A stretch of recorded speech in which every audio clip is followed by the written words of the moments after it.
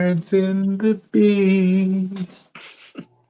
And we back live. Welcome back to another episode of Kingdom Cast, a number one seed in the AFC edition episode of Kingdom Cast. It's your host, Dynasty Champ Chuck. Don't forget to like, subscribe, comment, and share on your social media platforms. The Chiefs gave all the Chiefs Kingdom a nice Christmas present yesterday. As they handle business in Pittsburgh, we finally get a stress-free game. They won 29-10, and I was glad to be wrong. I was very glad to be wrong, first and foremost. I was the lone one that did pick the Steelers. I thought it'd be a little different. I was thinking our stars would have to play in week 18, but I'm glad that didn't happen. I'm glad that we get to chill. We get to rest our bodies because we've been getting beat the hell up all season long. So, yeah. Boo! I kind of want us to Boo play this them. man! Boo! Boo! But We before we got get to all six that, sticks. man, my guy Yeah, we had to DC is throw on tomatoes at you last time. He was tripping. my guy cut you on the top right. So yeah, fellas, man, 15-1. Everything is clinched. We get to relax and chill. How we feeling? Right? Hey, I told you so. Let's not be cocky. Let's be humble about it. Be mad Uh, at yourself. You had your be chance. mad at yourself, man. Y'all had an opportunity to take advantage of the Chiefs. Chiefs were down again. Chiefs were barely winning. Chiefs, all these one possession games, but they just kept winning. They just kept churning. These last couple of weeks, they look like they back on schedule. They looking like themselves. It's a scary proposition for teams. If I was another team, I would be I would be scared right now. It's like we had an opportunity, we let it slip through our fingers, and now they got the number one seed. We got to go through Kansas City again. Arrowhead Invitational is back on the table. What, sixth straight year? Not sixth straight year, but we've been in Nah, the nah. Not straight because you had to go on the road not last straight. We had to go Yeah, on the road yeah. last We had year. to go on the So road last year. yeah, but it don't matter. The road, home, Arrowhead, Burrowhead, it don't matter. Y'all was gonna get this anyway. Pat said he wanted three. He said it a while ago, and now he's proving it. And they clicking at the right time. The switch is on. So let's see how y'all handle it from here. Yes, year. Yeah, sir. it definitely hasn't been easy. Teams faced a lot of adversity this year. Guys leaving with injuries. You know, certain parts of the team not clicking it at certain points. Defense in the middle of the season kind of had a little bit of low when some injuries started happening, but then now it's picked it up. Last couple 3 weeks. Um, it's amazing to me how this team is still 15-1. You know, um, but I'm not. I wouldn't say I'm shocked, but at the same time, if you would have told me at the beginning of the year we'd be 15-1, I probably would say, kind of crazy. Or whatever. Just because you know the parity in this league, like you're capable of losing to every Sunday. When it boils down, all these guys, all these pros in the league, they all get paid. They're all good. So for them to be where they are right now with the number one seed, um, is a huge accomplishment, and to go out there on Christmas in these last stretch of days, 11 days to win off to go 3-0 over this stretch. That's remarkable. How they've been able to get through this stretch of games. The NFL asked them to do something that they wouldn't ask a lot of other teams in this league to do, and they accomplished it, got through it, and now hopefully they take the rest that they need, and hopefully it doesn't affect them later on down the road or anything. But at this point, I think it's something that they wanted to accomplish because I think they know how important it is. Let's talk about the three games in 11 days because Houston and Pittsburgh looked like they didn't manage it well at all because they didn't look like they wanted to play or were ready to play. They weren't mentally prepared or physically prepared to play. What do you think happened there? Because what did the Chiefs do and Baltimore do differently than what they did? I wonder because they didn't look like they wanted to play. I I really think the main thing is for me. I mean, I think it comes down to coaching for real. A lot of and how you prepare. Preparation, uh, leads to readiness, leads to you performing well. You know, um, and if you watch Andy Reid, you go to training camp, you go to St. Joe's, you see them working on nuances, you see them working on their endurance. That training camp's not easy, and I'm assuming.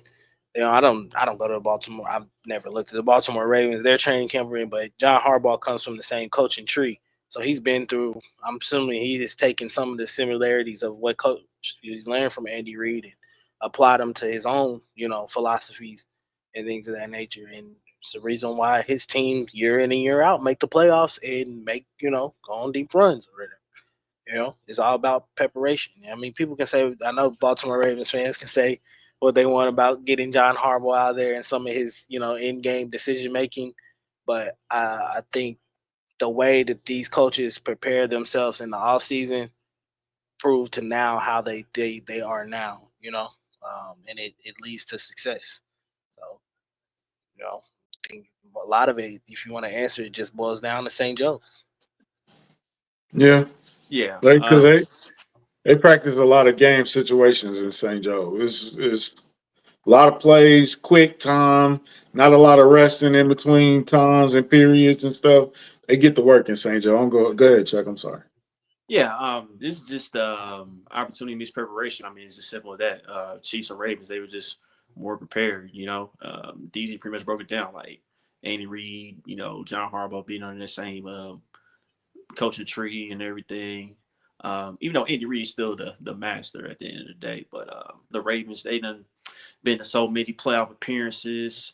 When everybody's healthy and everything, they done been through some runs. So they kind of familiar with how to prepare, especially in the division like the AFC North. Everybody talks about how tough the AFC North is every year, how physical it is, and all that. You know what I'm saying? But by the way, we swept the AFC North, obviously. But all that being said, man, we were just prepared. We were just prepared. We knew we was gonna have to stretch. You know what I'm saying? I'm sure Baltimore, they want to have some redemption from last year. We're coming up short in the AFC Championship game, so it was just obvious that both of us are gonna come prepared during the stretch of games. So It also helped that Baltimore got a late bye too.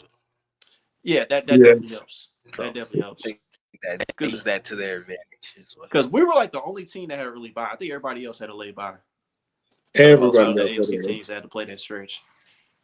Do we not want to? Do we not want to score 30, or is it like what do you? I mean, Do I think I we we? mean, need look, to. Apparently, we don't need to. But I'm just saying, do we not just want to anymore? I mean, you said it yourself, country. Like a few people on this show that said, well, the Chiefs, they just practicing. You know what I'm saying? We might be saving it for the playoffs. Who knows? We might be saving it for the playoffs, man. But yesterday definitely been a perfect time to do it. But Andy's like Andy. You know how Andy is most of the time. Be like, all right, we did enough. I We mean, clearly well, dominated this game. Kareem could have scored. He could have scored. He did score in the game. No, I'm saying that the last play Kareem ran, he could have scored. I Oh, think you talking he about was that in Texas position. game? You talking about the Yeah. Texas game? Oh, Oh was well, that the Texans game? yeah, it's the Texas Oh, game. You talking about? I'm tripping. I'm tripping. But that would have been 30 points too, right? Uh, I believe it would have been. Yeah, it would have. Just you So want they had 27. opportunities to score 30. I don't think they really care about it. I really don't, bro. I don't think they care about the regular season. Like they've accomplished on their checklist. You know that checklist: AFC title, number one seed, home field advantage, and when your divisional round, we just checking them off, checking them off, checking them off. I, I don't think it's that they don't care about the regular season. I just think that the emphasis for them is win the game. Period. Plain Period. point blank, simple. It doesn't matter what it looks like or how our stats are. Was it pretty or not? Like just win. You know, 'cause if we don't win, we can't get to where we want to go. You know, But uh, and so now you're in prime position. You won all these games. You're in prime position now to have the one seed, to have everything go through you. and you accomplished what you wanted to do. Win the AFC West championship, lock up the 1 seed, and now three-peat journey starts now. Now you're on to the third task. So, well, Greg, what we meant was my fault, DG. What we meant was score more than 30. That's what we meant when we was talking about the 30-point type of deal. Yeah, and I want people to, they scored 30, bro. They scored 30 twice this year. So yeah. We just haven't gone over that. We haven't gone over that. Yeah, they make it look like they never scored 30. Like, all we win is 17-10, 14-3. What do you need to for? I mean, like you're now going into the last part of the season. The defense is the number 1 scoring defense in the league. Yep. Why you need to score 30? Like when our defense can hold you to 18 points, we need to score 19. All we need is 21. 21 points, game over. So I don't get it. Do you think Mahomes was trolling by throwing the only deep ball to Justin Watson? Nah, I just think the way the play opened up, Man, it was a nice play. You got the matchup you wanted. I'm just glad this time around Justin Watson caught it, because last week he blew it and he could have scored. Yeah, we missed on we did miss on a 2-point conversion though, didn't we? That too. And then Bucker, I don't know what Bucker was thinking on that extra point. Really, Xavier's fault, because you put him as a 48-yard field goal now instead of it being a normal extra point. So celebration. Are you a little nervous about Bucker since he came back? Nah, I think as long as it might be now to where it might be a certain range he might have to be in. It may be like 55 and in or whatever, and he's good. I don't know if I'll push it beyond that, like we normally have. I mean, not right now. At the end of the day, if Andy sends him out, if it's a situation that calls for you need a 60-something yard field goal, I still trust him to go out there and try to do it. But I'm not gonna sit here and say that that the percentages of making that kick are extremely low anyway. So but it's not like you can have high expectations of him to make it. So I used to have a little bit more confidence in Buck, but been kind of letting me down. Pause. Bucker been kind of letting me down recently. It don't look the same yet, but we got 24 days. All right, let's talk about it. Rest or rust? DG, me and DG probably the only two that's not really fans of resting for 24 days. That's a long time. So I think it's a yes and a no. I think there's a way you probably have to handle it. If I'm them, I would still prepare everybody you're gonna start, you're gonna play or whatever. And I probably have the Denver game. I probably have still everybody dress out at least. Maybe the starters get a drive, but then again, I'm not worried. The thing I'm not worried about patting them sitting, because I feel like they'll already be locked in and ready to go. And I think the rest is more pivotal for those guys. I'm more worried about the other guys who are kind of lower on the roster, them sitting for that long, because it gets you out of a rhythm and tend to, kind of throw off routines at one point. But I do think they do need the rest. They did have an early bye, so maybe that's what I was thinking the other day. Maybe this can be beneficial for them to get this time off, especially going into such a grueling part of the season, which is the playoffs or whatever, where the games mean a lot. So maybe this can help them be more mentally locked in and focused or whatever. I'm not worried. Like I said, I'm not worried about the stars at all. Pat, Trav, and Chris, I think they all deserve the time off or whatever. It's just the other guys around them that kind of concern me. Yeah, we got Mr. Carolina checked in. I see some 12s. I see some 3s behind him. Let me see. Man, looking Are those some 4s? Don't look. What size shoe you wear, D-Mac? What size shoe you wear, brother? Size me. besides me. That's a great answer, D-Mac. That is a great How answer. y'all doing? How y'all He doing? I probably agree got with on you. his I house agree with you, slippers right DG. now. I agree with you, DG. I think it's the vets need. I think it's not a long list, but Travis, Pat, Chris Jones, Pennell. I feel comfortable resting them. They don't even have to touch the field. But man, I think Hollywood still needs some snaps. If Humphrey's ready to go, he needs a lot of snaps. He might play the majority of the game. Yeah. Who else might need some snaps? Who else? Shamari Connor been out a couple of games now. Hopefully he comes back. We get 10 days rest on this. So I think he should be out of concussion protocol by then. He's gonna need to get his legs back on him. Steven Nelson. Who else need reps this week? I mean, Joshua Uche can actually play this time. Yeah, I actually seen him on the field a couple of times. Over Spags' dead body. What did Uche do, man? Over, What did Uche do? That's a mystery that we got to figure out. I think for Spags, it just wasn't a fit. Yeah, but you know something like when Brett Veach brought in defensive players, like it was like a disconnect with just about every single transaction Brett Veach made over the course of the year. Oh, you God. know what I think? I mean, I think Veach was just trying to insulate, the roster. And maybe some of those options weren't necessarily what Spags would have preferred. But these are just things to insulate the roster. Like he was like, all right, I'm gonna get Cam Thomas just for some depth pieces. And that fit a little bit more what Spags want to do, but still, we never really used him.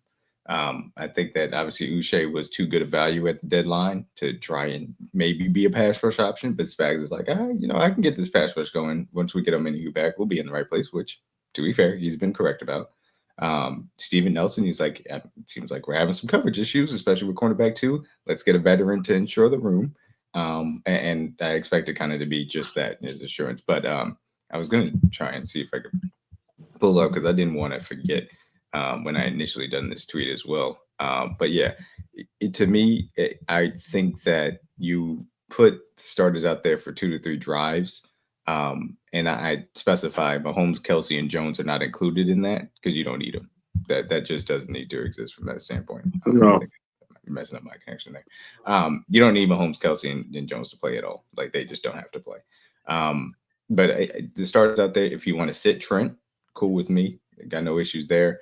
And Arrowhead Adam kind of said it. Trent, Tooney, and Creed, I completely understand if you want to get them. That means Norzad can get some center snaps, which he hasn't really played this year, and we need a backup center. Obviously, it'd be Caliendo, but still, I understand it.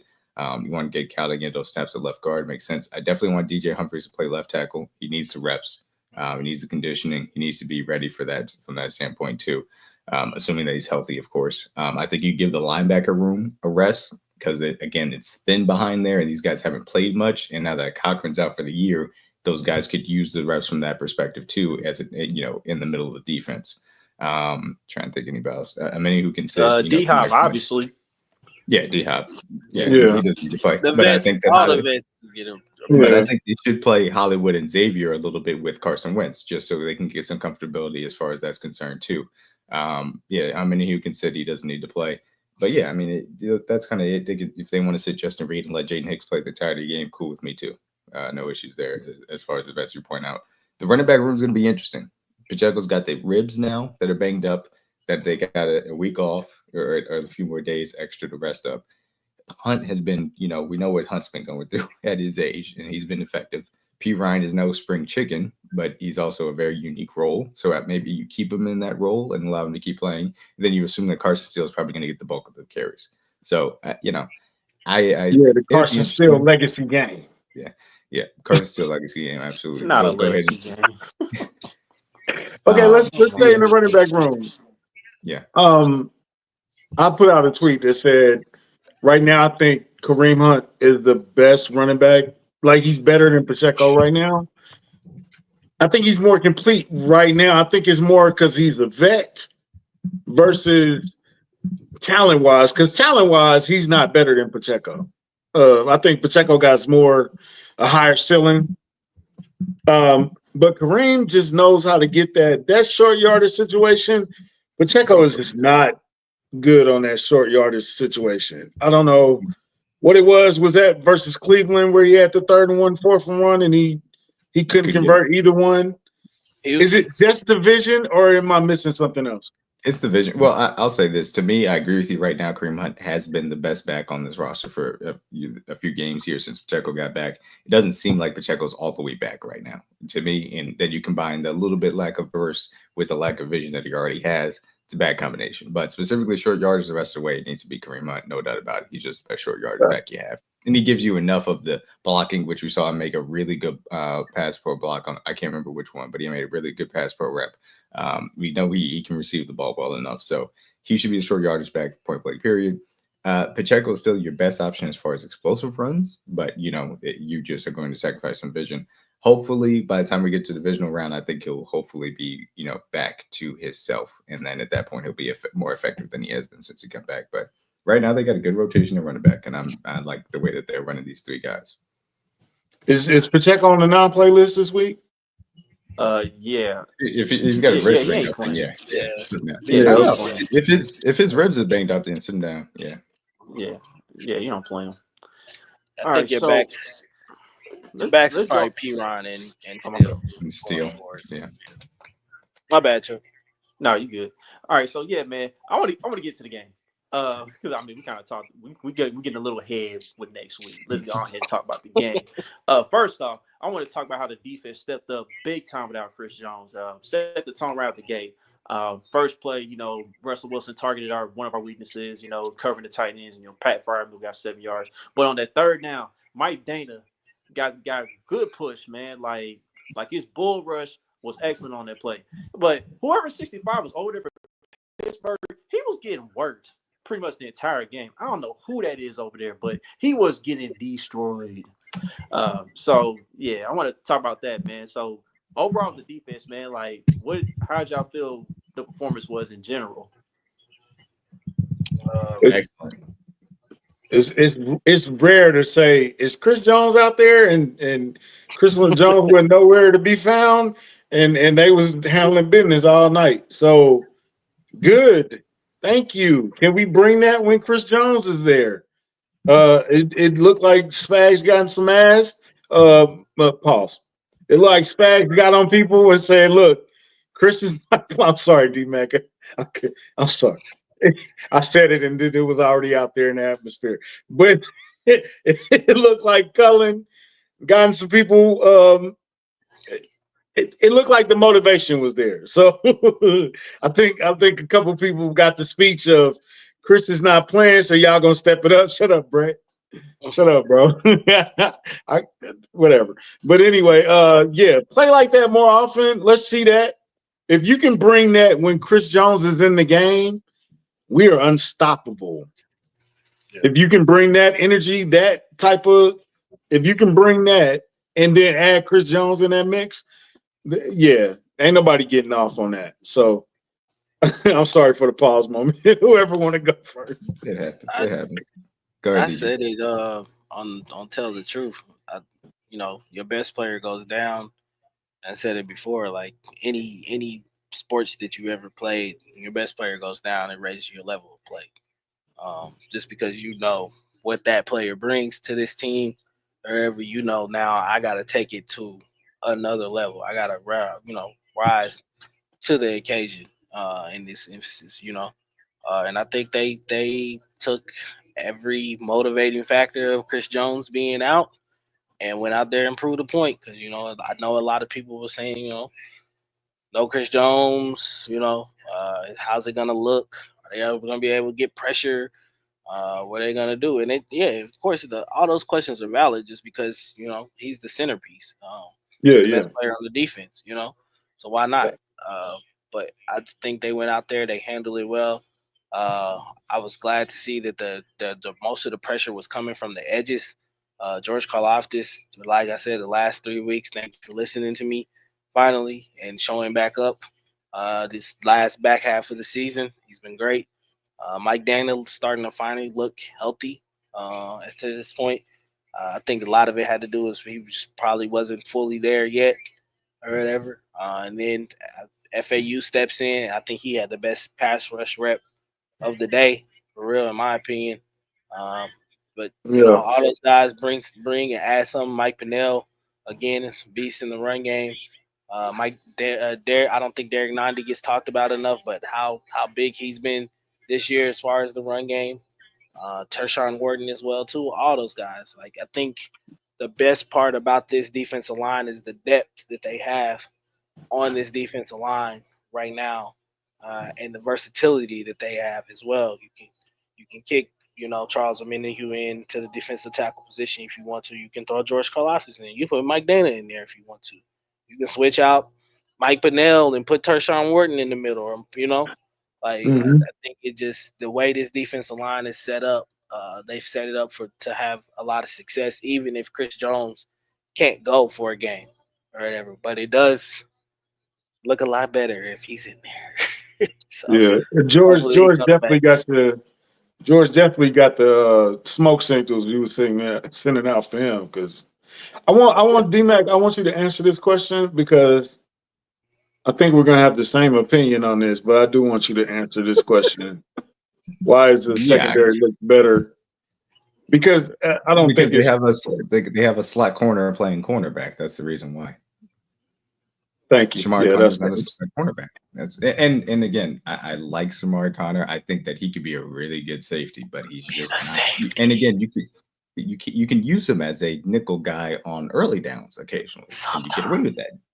But you see every time you see him in the slot, the wide receiver is going to beat him, and that's just a reality situation. And that's not to say that wide receivers don't beat some of the corners, but it's a more frequent occurrence when it comes to Shamari Connor because he's not a cornerback. So that's really the thing about it is, as far as the defense in general, spectacular. The defensive line, Mike Dana, Tershawn Wharton, Charles Omenihu, George Karlaftis, obviously, like FAU with the sack, awesome, just across the board, and they played their butts off. And also Mike Pennell, Derek Nandi as well, doing a solid job against the run. And did about as well as I can ask them to, and probably exceeded even my wildest expectations from that perspective. So I thought they did a really good job. The linebackers had a really good day. The secondary was solid alongside, obviously, Trent McDuffie's normal, spectacular level of play. Absolutely. Yeah. And that's what we talked about, DG, on a consistent basis on Tell the Truth. All those times that we talked about the corners having issues, I'm like, guys, it's because the line ain't getting home. You got to be able to affect the quarterback. And that applies whether it's Josh Allen, Lamar Jackson, who obviously will make some of that, not necessarily matter, but specifically against a guy like Russell Wilson, who goes from being a solid quarterback to a terrible quarterback based on if you get pressure on him or not. He had to happen yesterday. To do it without Chris Jones was an awesome effort. And I got to tip my cap to the entirety of the defense because they did an amazing job, exceeded my expectations. I was extremely happy about it. Yeah, technology not my best friend, y'all. Sorry about that. I'm sure that y'all was laughing about that, but oh no, we was laughing at country. Don't worry. Yeah. Oh, yeah. It was very powerful. Yeah, country took care of all that. Very Damon Dash sure in here today. I'm sure he did. But to your point, D-Mac, man, to get 5 sacks without the big fella in there is huge, bro. Like, you can't, like, it's hard. I mean, you can't really describe it for real, man. Like, the boys stepped up huge because, like, I was a little shaky about the defense without 95, but they showed me something today because I remember I was at the space, the other day, and, Trizzy had brought up how we did a pretty good job without 95 when we played Detroit in the season opener last year. Then I was like, we was at home on the road. This might be a little different, but I mean, they exceeded beyond my expectations. And also, man, like the linebacker play was incredible too, man. The Steelers offensive line, it was interesting, man, because I was looking at some of the all-22 and like it was easy for Drew Tranquil to shoot through the A gap and make some of them tackles for losses or stop him for like a 1 yard gain or whatever. Nick Bolton made incredible plays. I remember he deflected a pass at the line when Najee was trying to block him and, Najee was late, you know what I'm saying? Leo Chanel got up in there. And also, man, Nick Bolton recovered the phone with that Trent McDuffie cause, man. And can't say nothing about Trent McDuffie, man. Like, like DG Vitt said, man, like there's a reason why he got selected All-Pro last year. And, you know, people, they get caught up in the interceptions and all that. But now Trent got a few interceptions, but then, you know, he went back to still making a huge impactful play, which is stripping the ball, you know, when he gets opportunity. So defense was excellent, man. Yeah. Can we talk about me and DG had a long conversation about Pickens, and Pickens got his.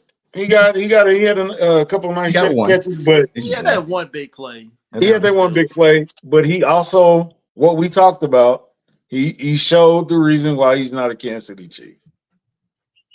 And he want to be.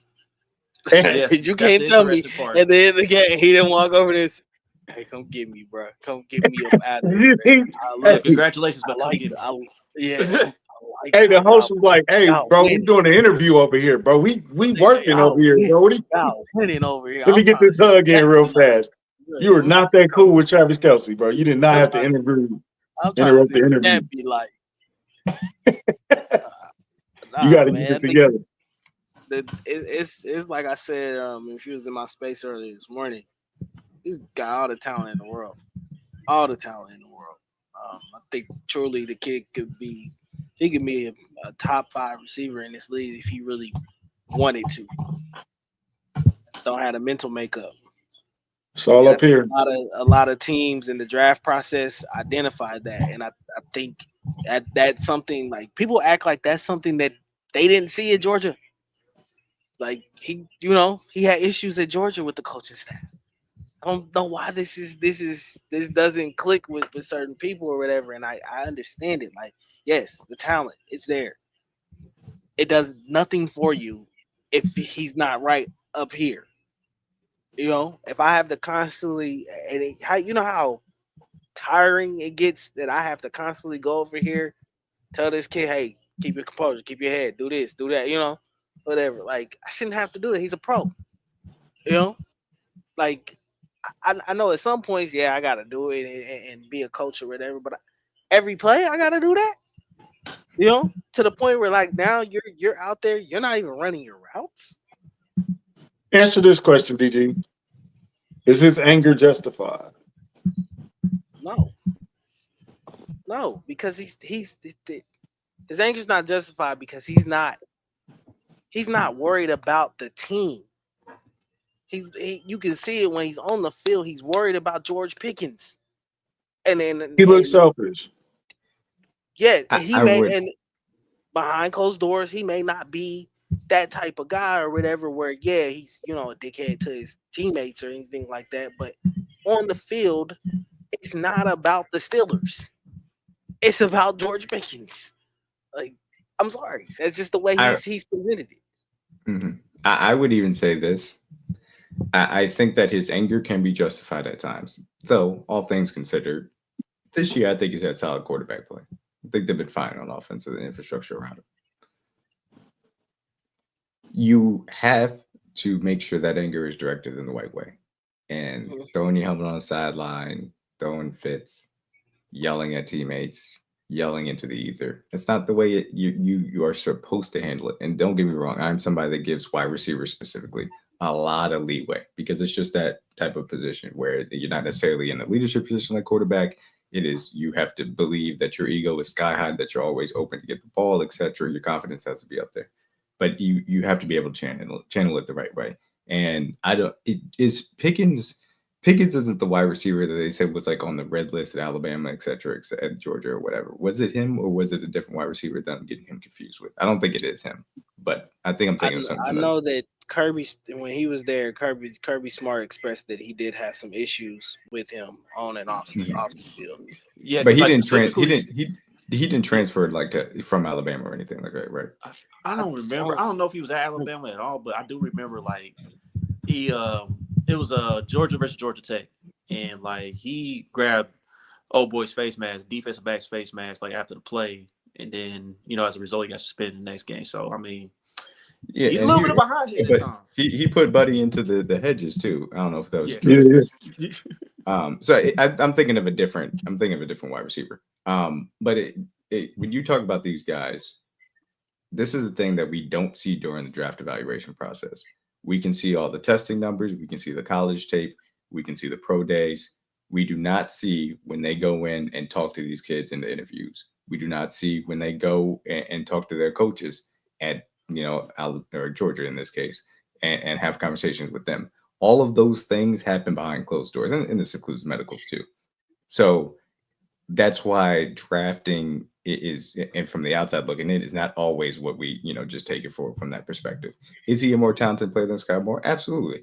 Is he a better prospect than Sky Moore? Absolutely. Reality situation is he was never going to be chief. He was taken off their board because they did not want his mentality on the team come heck or high water. And so that's just the reality of it. You saw some of it yesterday. And maybe if he was on a winning team, that it would be different. But they're doing just fine without him. They did just fine yesterday.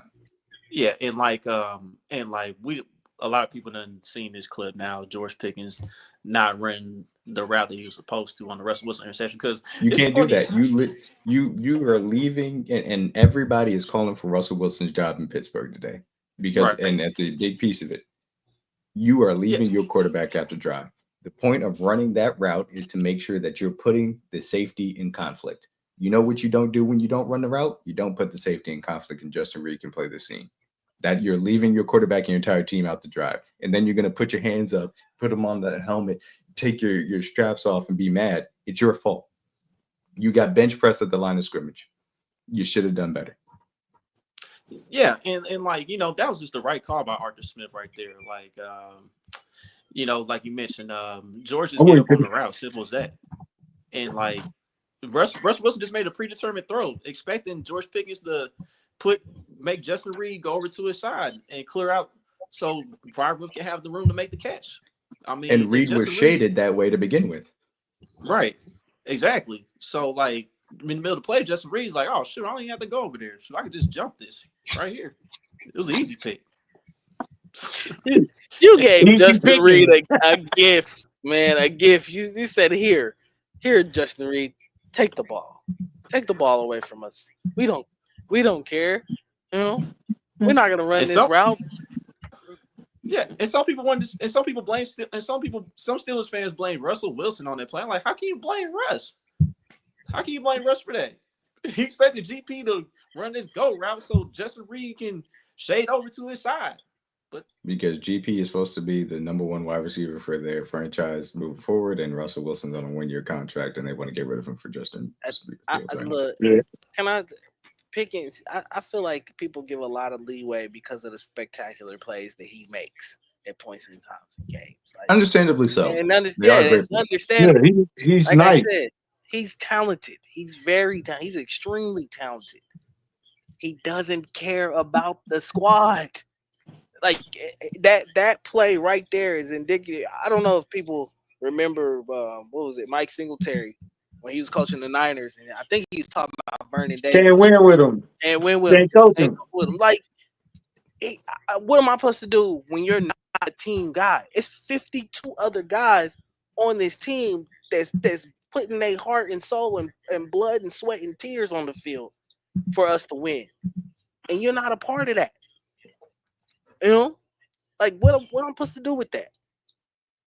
How I'm supposed to win championships with that? I didn't like that. Chiefs did when Jaden Hicks was standing over him. He said he was mouthing something walking to the bench. It's like, that's why we keep losing, man. It's like, bro, like you can't do that, bro. Everybody's watching you, and you might as well be wearing red and gold. The way you acting right now, you on their side. And he's talented, man. He need a mentor or something, bro. He need a role model. The boy need a hug or a great quarterback one. I don't know. Somebody's gonna take a chance on him. He got too much talent, bro. He got too much talent. Somebody's gonna take a chance on him.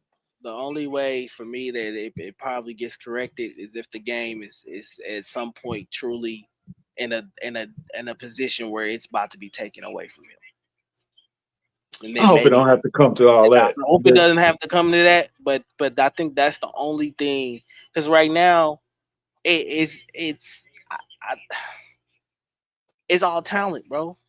I'm just talented. You know, I think the question is, I don't think he's lazy. I don't I'm think that. lazy. So I think that the level of play is going to sustain itself to a level where he'll be able to get the job done. The question is going to be simple. Are you going to be the next Antonio Brown, Deontay Johnson, Le'Veon Bell? Or are you going to be the next Juju? Are you going to be able to accept being a lesser role player to win? Are you going to be able to transition to the second part of your career in that way? Or is the mentality that I have to get the ball all the time going to take over and you're not going to be able to do such? Because your skills are eventually going to decline. They're just not always going to stay at that level. And at that point, Steelers will move on from you, as they have done to all of those people, because they're a good organization. They recognize that. You've seen that it's worked because Tomlin has been there. We've seen what happens when Tomlin lets go of these guys. They either figure it out or they don't. Are you going to figure it out or not? And we'll see what happens down the line. But for right now, I think it'll be fine, because the Steelers will win games because Tomlin is Tomlin, and Pickens will be good enough as a wide receiver one, and they'll continue on. But we'll see what happens when it starts to decline, because that'll be the true test. I'm trying to think of who I would compare him to, because he's not like. Would you say he's like Randy Moss when he was in Oakland and it was just a bad situation? No, because it's about winning, and they win plenty enough. For Randy, I should say, when he was in Oakland, he knew he wasn't playing for nothing. When Randy was playing on the Vikings, he knew every single 9 route he was running was in purpose of trying to go to the Super Bowl. When you play for Oakland, every single 9 route you're running is for nothing. There's a difference. When Randy went to the Patriots, he's like, I'm playing for a ring. You see that switch. Yeah. But I don't think that's the thing necessarily with Pickens. I'm not sure. I haven't figured it out if it's a winning thing, because he's been on winning teams. So I don't know if it's a winning thing or is it I want the ball thing. If it's I want the ball thing, then the I don't know. I don't know what's the thing that's going to fix that, because it may just be something where it just plays. It's a combination of both. It feel like I don't know. I wouldn't say he's Claypool. Claypool is just that's wild. No, Claypool's nasty. I think Claypool is an idiot and lazy, and I don't think Pickens is two things. Claypool, I think he's more of a crash out than an idiot. That's what I call him. He NFL young boy. NFL young boy. NFL young boy. Claypool's still in the league. He got hurt though, right?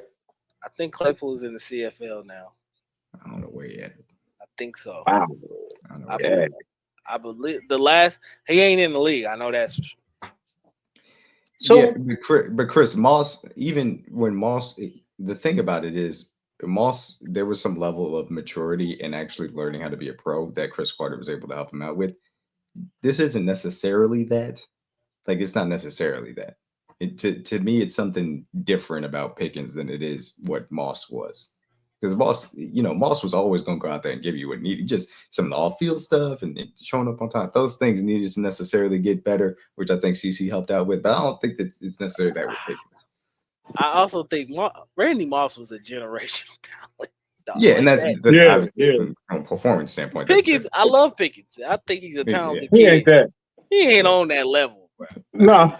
Randy Moss even in Randy Moss's rookie year. That was a different level of talent. Yeah. It's a different level of talent for Randy Moss in the year. Yeah. All right. George Pickens, I wish you the best, George. If it happens in Kansas City, you're going to have to change a lot of what you're doing. But I'm sure we'll keep on talking about this. But you know what? I'll save it for the end, because I think we're still talking about the game specifically somehow, even though we got sidetracked to Pickens. Yeah. Not a lot to talk about on the Pittsburgh side. Stop, son. Because they didn't really do it. They really wouldn't. So the defense, I absolutely performed. I'm trying to think, was there anybody that I specifically wanted to shout out as far as the defense was concerned? Because everybody had a really good day. Jaden Hicks, I think, was 61% of the snaps.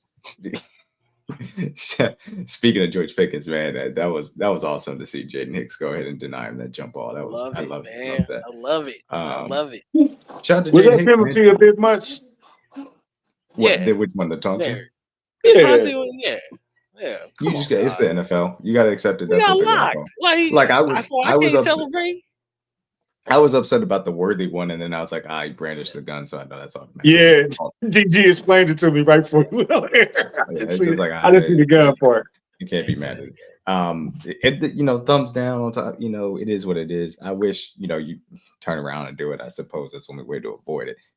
Point is, hey, rookie, you can get away with that. Game was already in hands. No big deal. When it matters, don't do it. Yeah. Okay, good. So, but no, I thought he played well outside of that, and that was good. It was great to see. Yeah, that was a nice hit. Yeah, as well. Warren got smacked up a couple times. Warren had a nice game though. He had a couple of good runs though. He did have a solid game. Yeah, I mean, it's one of those things. It's like things are rounding into shape. I don't know necessarily. I don't know. I don't know what it's gonna look like, man. What the secondary rotation is gonna look like. Because Spags is trying out a lot of things, but I did say this a few weeks ago during the Black Friday game. They had Hicks out there for the entirety of that last drive when they needed to try and force a stop. So I think that there's a level of trust there, certainly. When Shamari's back, I mean, I guess they're just going to put him back into the slot. Unfortunately, because it seems like they're feeling real good about this 3-safety rotation.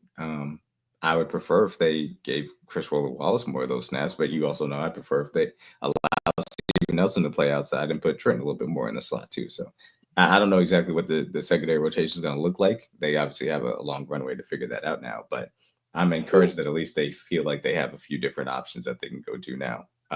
And certainly the fact that the defensive line is doing what it needs to changes everything as far as that's concerned. Yeah. My shout out would have to go to look, man. And I said this today. I'm tired of being in the shadows about it. Trent McDuffie's the best cornerback in the league. I don't care how nobody feels. Talk to him.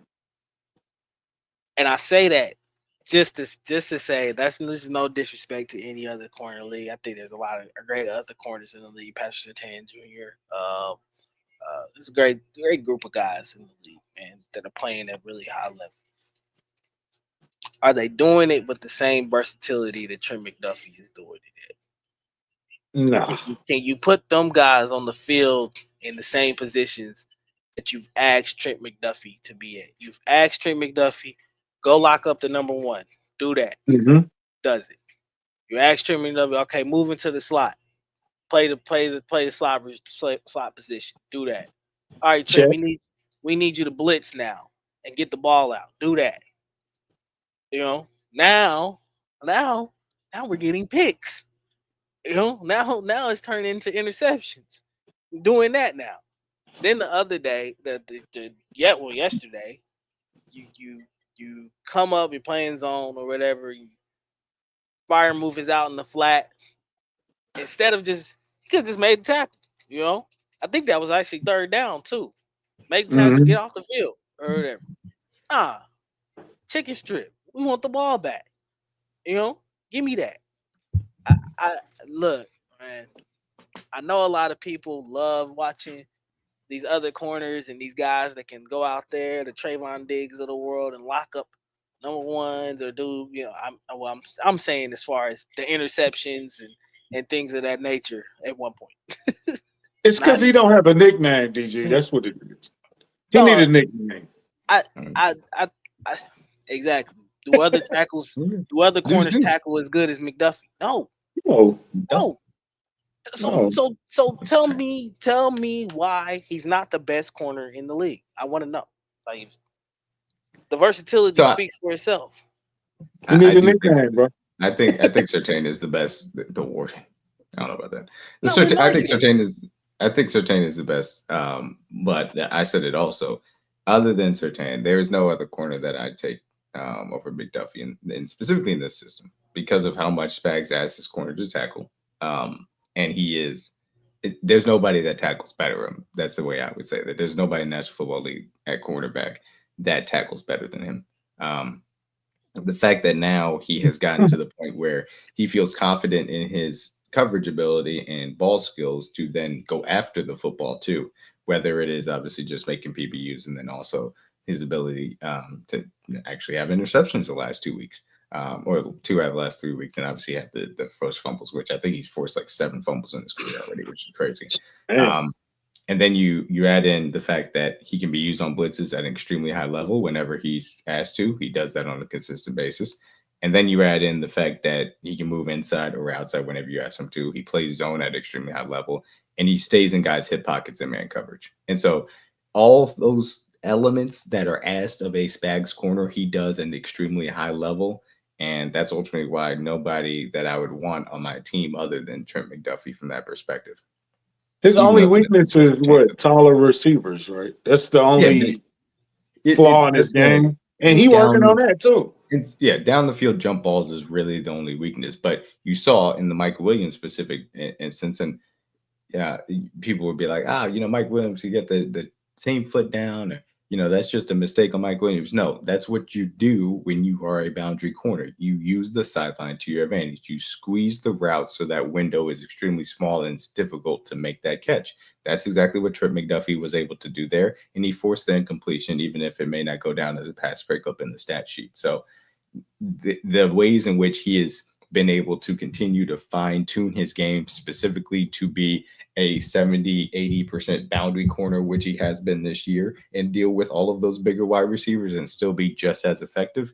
That's what you're seeing as far as the maturity has come from, where he's gone from, hey, year one, excellent slot corner, good boundary corner. He can go out there as well. I said this literally, he did it against Jamar Chase in the second half to the point where Joe Burrow was not taking one-on-ones against McDuffie in the second half of that 2022 game, if I remember, in the regular season. Yeah, 2022. And then the year afterwards, they allowed him to then kind of stay in the slot and be an all-pro level slot corner because he could go outside when needed and be pretty good out there. But he was just the best slot corner, hands down. Obviously, L'Jarius Sneed was doing what he needed to. And then when Sneed was gone, they asked him to be, hey, you're going to be our true number one. You got to go in the boundary. We're going to occasionally have you in the slot, but you got to be excellent out there. And he's done that this year. In the entirety of the year. And he's taken then to a different level where he's fine-tuned those aspects of making sure he can deal with those bigger wide receivers, then start taking the ball away and being impactful in those ways too. So, man's excellent. Awesome. A spectacular draft pick. And, what a move to go from a Buffalo Bills Kyer Elam, who was picked after him, to saying, no, we need to go up and get this guy. And that guy stinks. That's crazy. Because Trent McDuffie wasn't really an option. It wasn't a real option. So Elam was kind of being the guy that was marked in for the Chiefs in that first round. And Elam I don't know what Buffalo was doing. People didn't think that McDuffie was going to get to us. We didn't think that he was going to fall that far. And then Veach was then aggressive on top of it and saying, we need to go get this guy because he's falling far enough for us to go do it. But this is how things work. Kansas City going to end up getting Elam and turning him into something too. So, mark my words. The former first round. Come holler at me in about a year when we turn Elam into a respectable cornerback. We're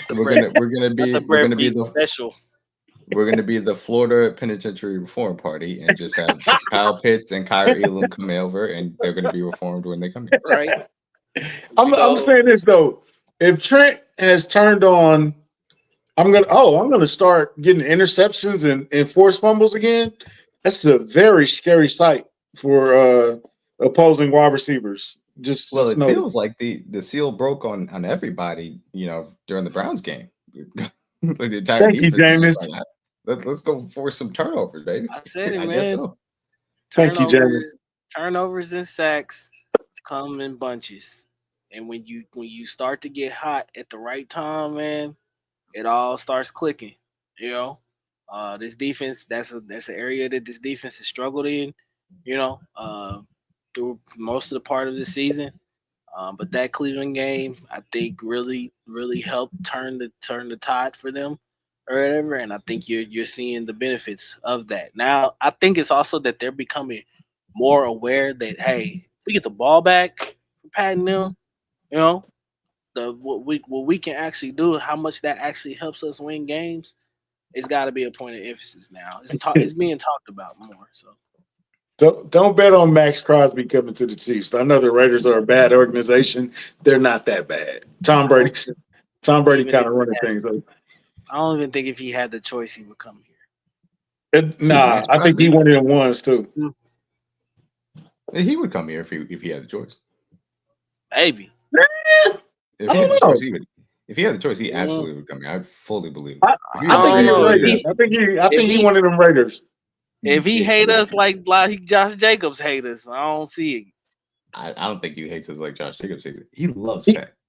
He got enough respect for Pat that he would take that phone call. Then maybe the winning factor will weigh out. You remember exactly. You remember when he asked Pat? He was like, "How's it playing for Andy Reid?" Pat was like, "He's also playing Andy Reid." He would come here if he could. He's not going to because the Raiders are going to keep him no matter what. But he would come. Yeah, man. Could you imagine sending Max Crosby to the Chiefs? Jesus Christ, fire everybody. The thing about having a great team in your division, that means that you are either going to absolutely hate them and be salty about it and say foolish things like we've heard other people, in the division say every once in a while, or you're going to really appreciate them and want to play with them. Which I think that's the latter. But you're going to watch. The numbers are out. We are America's team. I'm just trying to DG at the point about Trent McDuffie. We are America's team. Everybody watches us.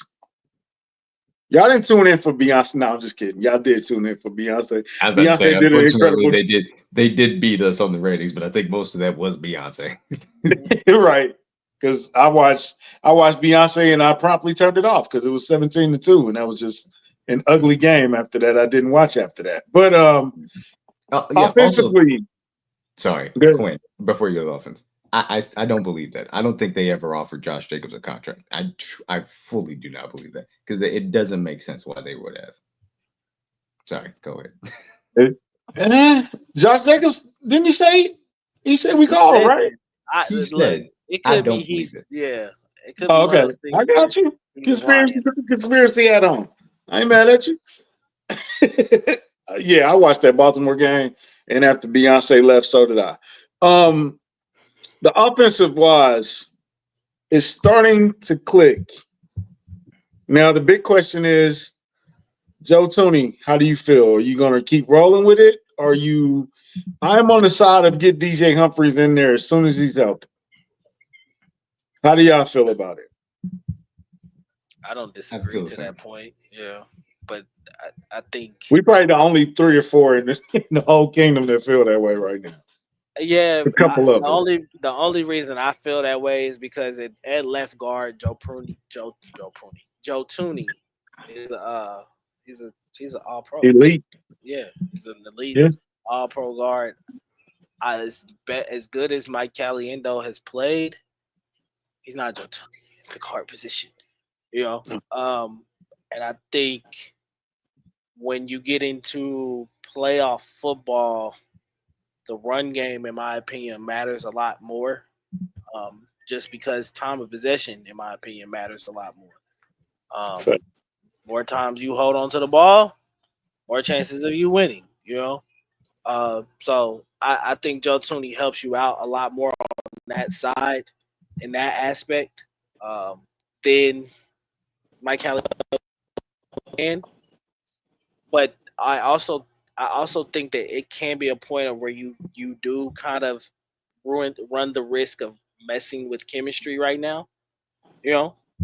This unit has played well enough to where I feel like you can feel confident going into the playoffs with them. But at the same time, when you kick Joe Tooney out to left tackle, you are making your line worse at 2 positions. Yeah. And that's just a simple fact. So that's the same situation we talked about in the cornerback room where you got safeties playing out of position, and it hurts the entire secondary. How you feel about it, D-Mac? Yeah, I mean, I think again, it's twofold because it's DJ Humphries' health and then getting him up to speed. But the simple fact of it is you have the ability to make your left guard position elite once again. You have the ability to take what was a left tackle position that, even though yesterday was by far his best game, and he played really damn well for an actual left tackle, you still have the ability to replicate that floor that Joe Tooney brings to the left tackle position of solid play, and then maybe even getting you better. or at the very least upgrade your left guard position from I'll say solid because I think Kelly knows play solid to elite from that standpoint too. So to me, I think it's you if he's hopefully DJ's healthy, you go out there, play him against Denver. If it doesn't go well, then you can go to Tooney and Caliendo. If it does go well, get ready for Humphreys and Tooney on that left side and move forward from that standpoint. And you know that if something happens, that you can go back to it if needed from that standpoint too. So I feel confident in it. I think that they now have offensive line options. We didn't know how you're going to replace a guy like Allegretti in being able to be a backup. I think Caliendo's equipped himself well, which is nice to see. It feels like you now have the option. Hey, something happens to Humphreys, you're going to slide Tooney over. Something happens to Tooney, you're Trey, you're going to put Caliendo in there. Or if something happens to Creed from that perspective too. I'm sorry. That's like some real Madden every other possession. Super bad. I just read what he. That's crazy, bro. That's right. You talking about no chemistry, bro. Yeah, really. Right. If Jawan Taylor goes down, then you have Wanye Moore as a right tackle. So, in my opinion, I think that the offensive line's in a nice place from a depth perspective. Let DJ Humphries get his snaps back to the Broncos and move forward from that perspective. With him at left tackle going to playoffs. Speaking of the elephant in the room, Jawan Taylor. Somehow, Jawan Taylor had this terrible game amongst the Chiefs' kingdom yesterday because he had some timely calls, some calls. Jeff Schwartz said a lot of those calls were bogus on him. How do you feel about Jawan Taylor? You going up against TJ Watt. I'm going to accept a lot more penalties versus TJ Watt than normal. Just don't let him kill Pat is the goal, right? So if you get a couple holding calls, I'm fine with it. I'm not going to kill you over that. So what do y'all think? And yeah, DG did have a good conversation this morning about that. How do you feel about that? I'm gonna start with D-Mac because I didn't hear you this morning, so we know DG's point a little bit. So yeah, I think that he's been a good right tackle. Good right tackle. Yeah, I ain't gonna lie. JJ was definitely on TJ. Yeah, JJ was good. Yeah, no, I think Jawan Taylor's been a good right tackle. It's been a little up and down more recently than it was to start out when he was one of the best right tackles in the league to start out the season. But I'm going to live with Jawan Taylor having the occasional penalty to get the level of play that he brings on a consistent basis, which he's a good pass blocker. He just is. He's one of the best pass blockers at right tackle you're going to find. And you saw that because TJ Watt, who primarily lines up on that side on a consistent basis, did not have a pressure. And some of that is getting the ball out on time, no doubt about it. But also some of that is Jawan Taylor did a great job blocking him. That he just did. 2 of those penalties were a little ticky-tack. It is what it is. You got to play through those things. It is what it is. I'll accept it. Obviously stalled out 2 of those drives. One of them was at the end of the game when it didn't matter. The other one, was a punt on that 4th down conversion. Travis Kelce, you shrug your shoulders. It is what it is. Last year, we saw him have far more penalty issues, and that also played to the level that he has for the majority of the season, and he still was plenty good enough for us to win. So I have no issues with Jawan Taylor personally. I'm going to live with it, and especially going to live with it when you're playing a top 3 edge rusher in the game, and you do a good job doing so. So that's my thoughts on Jawan Taylor. He's good, right side of the line, good for me. All right, so I've been following along the show while I was having technical difficulties, but I'm back. It's now you start, people. It's how you finish. Anyhow, Jawan Taylor. Okay, so my thing is this, bro. Like, yes, some of those penalties were ticky-tackish, man. Like Jeff Ward said, like D-Mac said, we all agree. 2 of them penalties were whack. I know one for sure, like he had his hands inside of TJ Watt's jersey, and he didn't really need to do that. You know what I'm saying? Like, he already took him out the play, so, but other than that, man, when you neutralize one of the top elite defensive players in the National Football League, when you basically hold his impact to like none, basically, I can live with penalties, bro. Honestly, the goal was to take him out of the game. That was accomplished. and you clearly saw in the score as a result. So Jawan Taylor, look, as he lived up to his contract all the way, no. But at the same time, we talked about this last year, bro. Like with all these penalties and stuff, and what happened come playoff time, he showed up. Like he was damn near flawless come playoff time. So who's to say that he's not gonna be able to do that again? You know. So and if he somehow get hurt, we know that we got a good option in Wyatt Morris that can play the swing tackle, go to the right side if need be. But for now, man, I'm not tripping off Jawan. Like Jawan did a good enough job yesterday. Like you prevented TJ Watt from getting a sack, you prevented him from getting a strip sack fumble, just anything to impact the game. I think TJ Watt probably had like one pass deflection at the line. That was it. So yeah. Nah, the Jawan Taylor thing, like I get the I get being upset about the amount of money you spent for the level of play you've gotten, but I think some people may have expected him to probably perform at an all-pro level, and he just hasn't been that,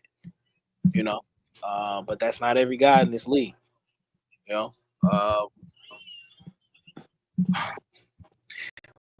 you face elite pass rushers, let's just break it down, man. They faced the best two pass rushers in this league in the last 3 weeks, and Myles Garrett. And then Will Anderson ain't no slouch either. Yeah, neither is Danielle Hunter. I'll give that. And that's no disrespect to the Texans or anything like that. Danielle Hunter and Will Anderson are great. But when you face these guys are defensive player of the year candidates, not consistently, year in and year out, you can guarantee that either one of these guys may win defensive player of the year. In my personal opinion, like I like Myles Garrett. I think TJ Watt is better.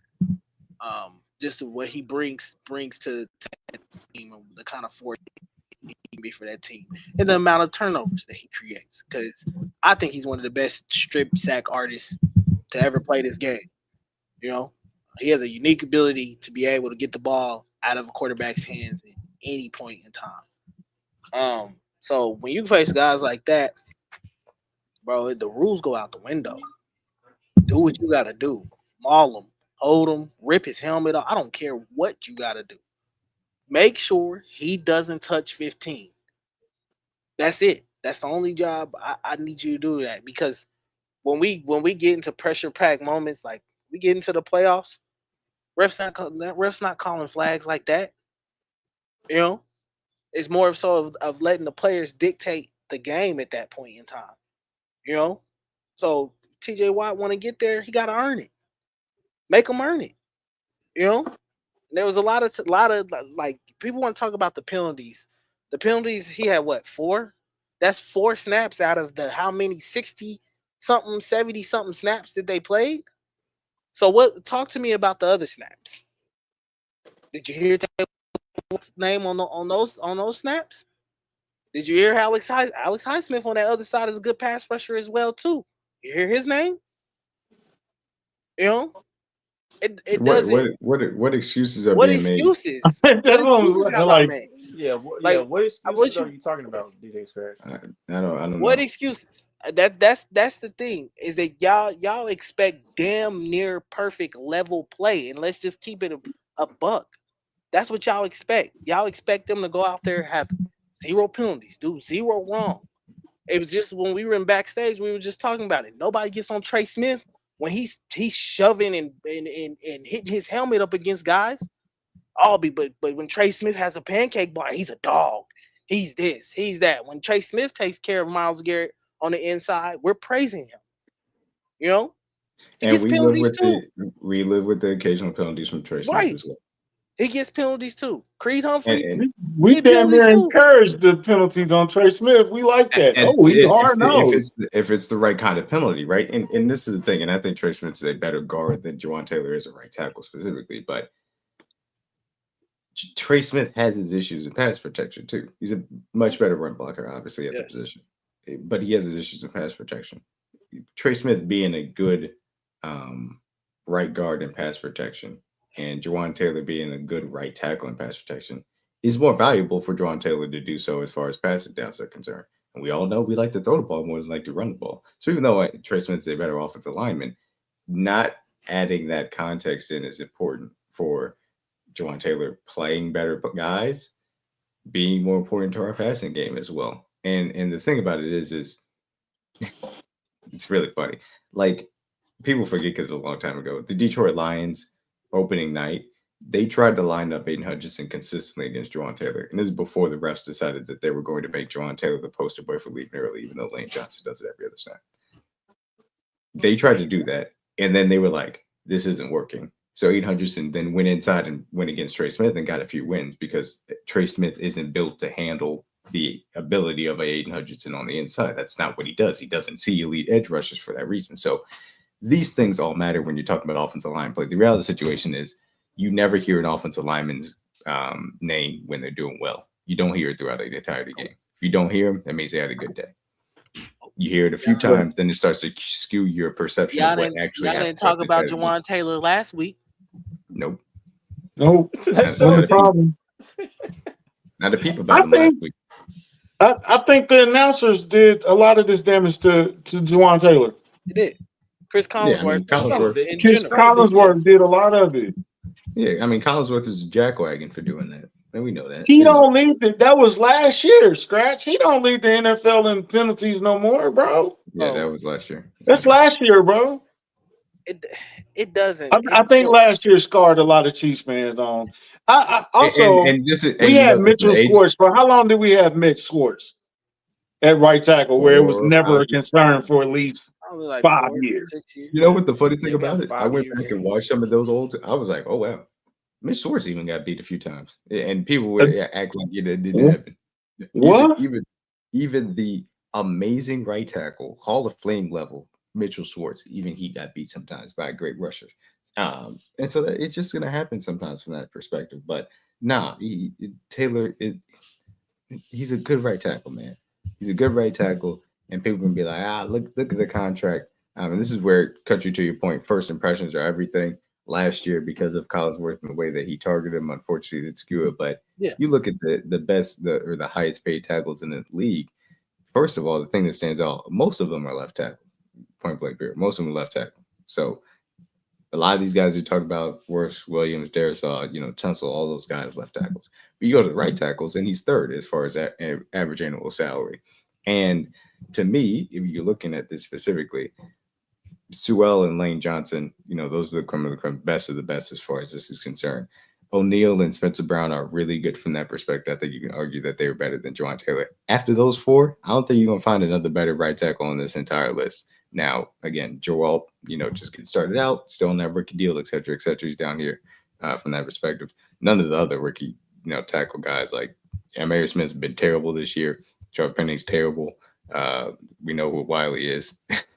That was mean. I didn't need to take Tunsil been terrible too. Tunsil been terrible. Darnell White been going through it at the Bears, and he was an extremely high pick. So Archie Rosengarten actually had a solid year for the Baltimore Ravens. Shout out to him. But so you're not talking about like he is one of the best right tackles in the league. I don't know how else to say it, man. He just is. So I think that the contract is fine. He's not outperforming it, certainly. I think the contract is fine, and he's played well. That's just around the situation. You won a Super Bowl with him last year. I think you're in a position to win another one with him. He's not a weakness. He just isn't. Yeah, man. He's number 2 in penalties. My bad, Scratch. Okay. Yeah, I mean, it's an improvement. But at the end of the day, bro, like I think some of this stuff is just overblown with Jawan Taylor at the end of the day. Like, was I frustrated at some of the penalties? Yeah. But did I also recognize that some of the penalties were BS? Yes. At the end of the day, bro, Jawan Taylor is still a key part of this football team. And we're gonna need him come playoff time. Simple as that. Those penalties you talking about, Chuck, have been called league wide, man. They've you know how many times? Go back to week 1. How many times did Ronnie Stanley get called for illegal formation? Oh, At like least 3 3 or times. 4. I want to say. Yeah, You got at least two of them. It was multiple. early in the Yeah, they game. was One of on the his first ass. ones. And the reason why they did that is because last year they set a standard. We're gonna start calling this now because now Right. people are starting to notice that it is illegal in the game. Or whatever. Yes, as a player, I'm going to try to do whatever I can to get an advantage over my opponent. So if I can get off, if I can time the snap a little bit earlier than most people, that's what I'm gonna do. All tackles do this. Watch Lane Johnson. He does it every snap. It does Every not matter. snap. And the reason why he does do it every snap, he's good at it. He's perfected it. It's He's to a point elite at it. now where it don't even look like a penalty no more. You know? But he leaves early as well too. And he probably holds his every lineman in this league holds. I Mhm. guarantee you 90% of the snaps holding happens. You Yeah. know? It's just And a look, matter if you get caught. I'm confident in that. And y'all know I don't necessarily do this, but let's look at the penalties from this perspective. And I can't pull it up, just so you guys know. But number one is Larry Tunsil. Larry Tunsil, objectively good left tackle in this game. I know obviously the Texans had their pass protection struggles, but he's been good this year, even so. Number two, Juwan Taylor. We talked about them immensely. Tyler Guyton, rookie for Dallas, objectively terrible. Got to say that. Garrett Bowles just got a contract extension from Denver. He's number 4 on the list. He's been great this year for them at left tackle. Spencer Brown, right tackle that I talked about earlier, been great for the Buffalo Bills this entirety of the year. Number 6, Deion Dawkins, left tackle for the Buffalo Bills, been great for the Buffalo Bills this year. Ronnie Staley, left tackle, been very good for the Baltimore Ravens this year. So guess what? Good tackles sometimes get penalties. It is what it is. I'll live with it, and these teams all live with it because you take the good with the bad. You can have the occasional mistake when you're talking about these guys giving you what they give you versus top-level edge rushers, which Juwan Taylor continues to. Yeah. I want And, to point to the game and I'm watching right now. Caleb Williams is out there running for his life. Okay, what's we've the seen how score? Yeah. how it's 6-3, but Huh? yeah, it's 6-3. Ugh. If you have watched Caleb Williams, I think now they're probably gonna be after tonight well over 60 sacks taken this year. That's a Sheesh. lot of sacks. That's a lot of times for your rookie quarterback to be getting hit. Listen, right? You're not gonna go through this league with Pat without Pat being touched. Sometimes it's gonna happen. You know, these Got to guys are get too that. good in this league. He's gonna get touched. Is he getting killed back there? You know, that's what I want you to avoid. That's what TJ Watt can do to your team. TJ Watt is an elite edge rusher that can wreck the game for you. So yes, I will live with the 4 penalties. I will live with him holding on an occasional. Even on third down, if it happens, I live with it because at the end of the day, I know that fourth quarter come or whatever, and we need to drive. Pat's still gonna be able to be out there on the field and not in the locker room. And let's not discount the fact that offensive tackle play is down league wide. It's not a lot of great. It's not a lot of Willie Roast running around in the NFL. Great tackles don't go on trick. That's what we were saying about the left Orlando side. Paces. You know, like Yeah. everybody wants a great Yeah. left tackle. You tell me how many great left tackles are in this league. You could probably I think count there on are. one. I think there are legitimately great tackles in the league, like Penei Sewell, Lane Johnson, Tristan Wirfs. He jumped out of his head, the other left tackle that's extremely good. It's going to come to me eventually. I'll get to it eventually. Slater's also really good too for the Chargers. But again, to your point, those Just guys. name 4 people. They don't grow on trees. They don't. You pick them top 15, top 10. You look at the tackles that were taken in this past NFL draft. Just this one alone, because this was supposed to be a really good tackle class, and it still can turn out to be because these guys have to mature. And this is something I talked about when we signed Juwan Taylor, that even though he was young, there's going to be time from that perspective. But Joe Alt been legitimately good for the Chargers at right tackle. He went number 5 overall. J.C. Latham for Tennessee been extremely up and down for them. He went 7 overall. Olu was really good for the Jets at left tackle. He's got hurt Fulaga's been good for the Saints. He went top 14. Mims has been terrible for the Cincinnati Bengals. Fontenot's been okay, but we saw the issues that the Pittsburgh Steelers have had as far as the offensive line are concerned. Jordan Morgan's been okay. He hasn't really played for the Packers this year, and he's also more of a guard from that perspective. Same for Barton, and Guyton's been awful. Those are your first round tackles, and the majority of them, and I should say specifically the ones that were outside the top 15, were awful. So you're not going to be able to draft those guys. That's just the reality of the situation. You have to find creative ways to get those guys, or what Beach unfortunately has been able to do. You find the market inefficiency of going out and paying Joe Thuney to be elite at left guard, going out and taking Creed Humphrey at the back end of the second round to be an all-pro center, going out and getting Trey Smith in the 6th round to be a Pro Bowl level guard. And therefore you can have the best interior 3 of the entire league. And then all you need is solid tackle play to go with that to create a good offensive line. And so the way that they've structured this team makes a whole lot of sense, man. And it fits together, and Jawan Taylor being a good right tackle is a part of that. Yeah. Yes, my lot is also extremely great for the Eagles. Thank you for pointing out. I was trying to get him. Caleb Williams just got sacked again. He did just and right on cue. Welcome back there. By the right tackle. No, I'm just kidding. Could be dealing with that, Chiefs Kingdom. 66 allowed. 66 allowed is now the most in the Bears franchise history. That's awful. That's pitiful. That's pitiful. But I think Tony almost on his way out, bro. I don't think he's gonna be re-upping for the bread. Yeah, Tony like mid 30s now, ain't he? Tony's under contract for the next 2 years. They don't have to do anything with him. I know people are like, "Oh, you got to move off of Tony because he's getting older." He's fine. Just keep him on the team. You don't get rid of all pro guys just for the heck of it. Just keep on the team the next 2 years, dog. It's not Tony building that Hall of Fame resume. It's gonna be hard to get in as a guard. He is on the contract for next year. I should make that specific, but yeah, just keep on the team next year. We'll see what it is as far as in 2026 is concerned. But yeah, keep on the team next year. You can go ahead, and I still think that you can extend Trey Smith and keep him around. It's going to cost you a pretty penny for sure, but based on the way that you can build out as far as the cap hits are concerned, Jawan Taylor and Joe Thuney's money is going to be those big cap hits early. Creed Humphrey and Trey Smith's cap hits that are going to be big will be coming after that, so you can stagger that from that perspective, in my opinion. It'd keep this offensive line intact. Yeah. So now, speaking of quarterbacks, man, let's get to our quarterback, 15, man. He's still on these terrible dish rags, man. Now, forget terrible towels. They some dish rags, bro. The way Patrick Mahomes be owning these boys, man. He loves playing the Steelers. 320 yards, 3 touchdowns. He was damn near flawless yesterday.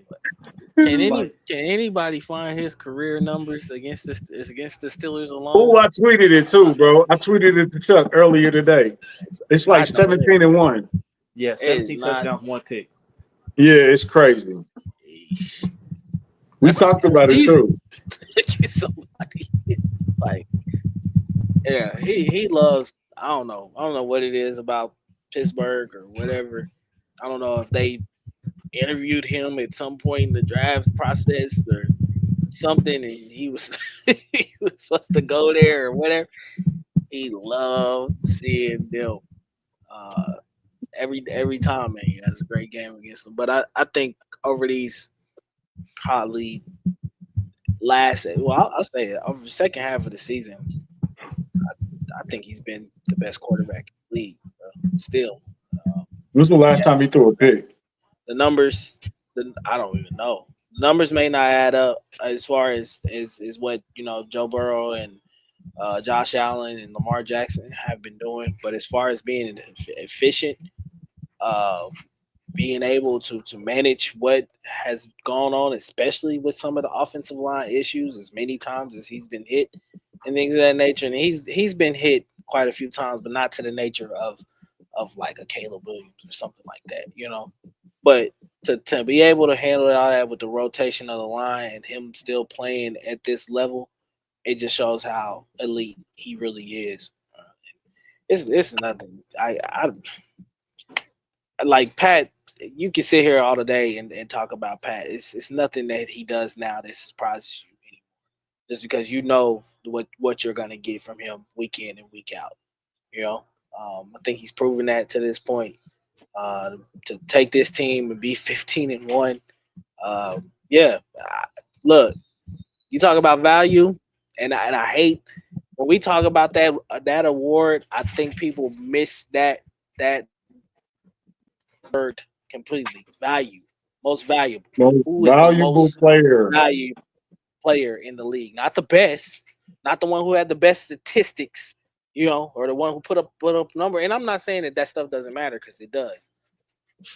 But take away 15 from this team, they're not 15-1. Not even close. Sure, maybe they probably win some games. You might even They're probably 11-5. they might sniff, get into the I don't know about playoffs or little whatever. wins. It depends But- on who you replace them with, of course. Yeah, whoever you're replacing them with. But at the same time, they're not Super Bowl contenders.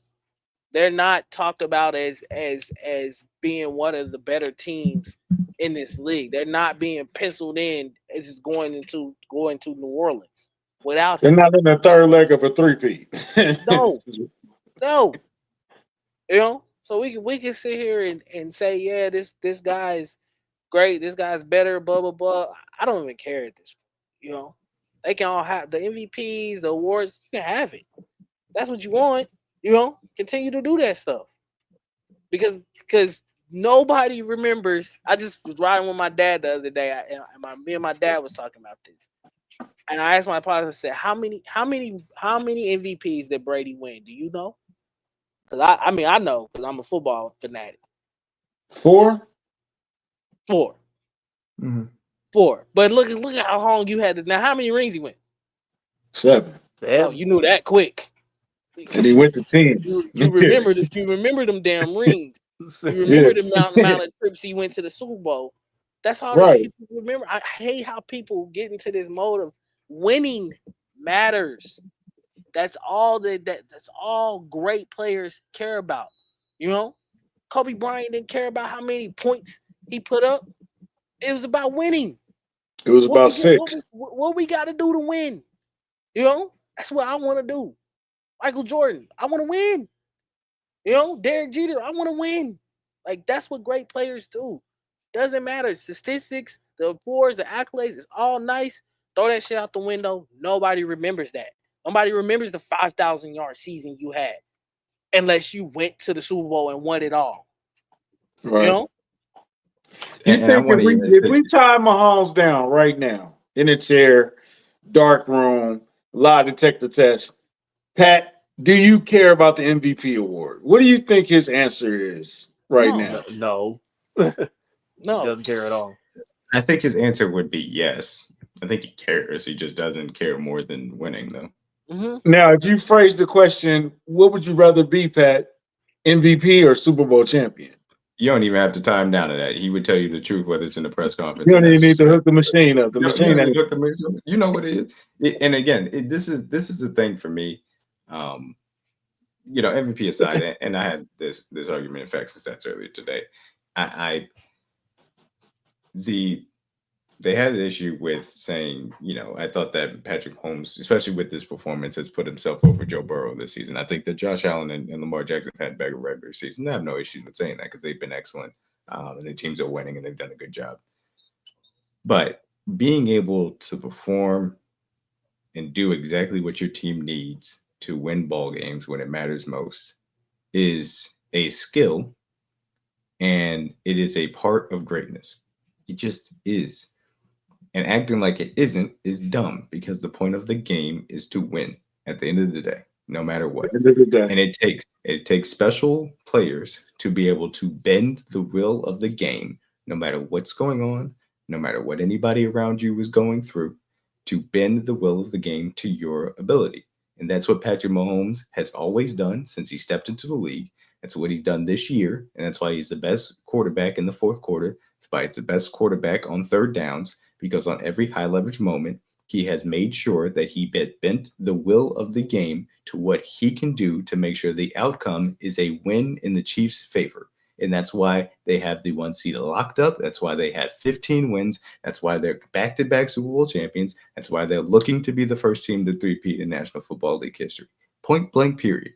And everybody that doesn't like that, I'm sorry, you're not playing the same game as Patrick Mahomes. Patrick Mahomes is playing to win. You guys are playing to show up and look nice as far as the box score is concerned. That's the difference.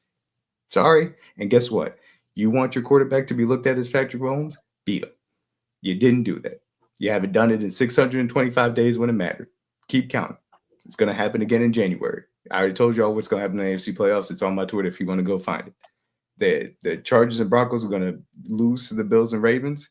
The Texans and Pittsburgh are going to come to Arrowhead after they fight it out. One of them teams is going to come, get their teeth kicked in. The Ravens and Bills are going to fight for who's going to get the chance to go there at Invitational and lose, and the Chiefs are going to go win in their third Super Bowl.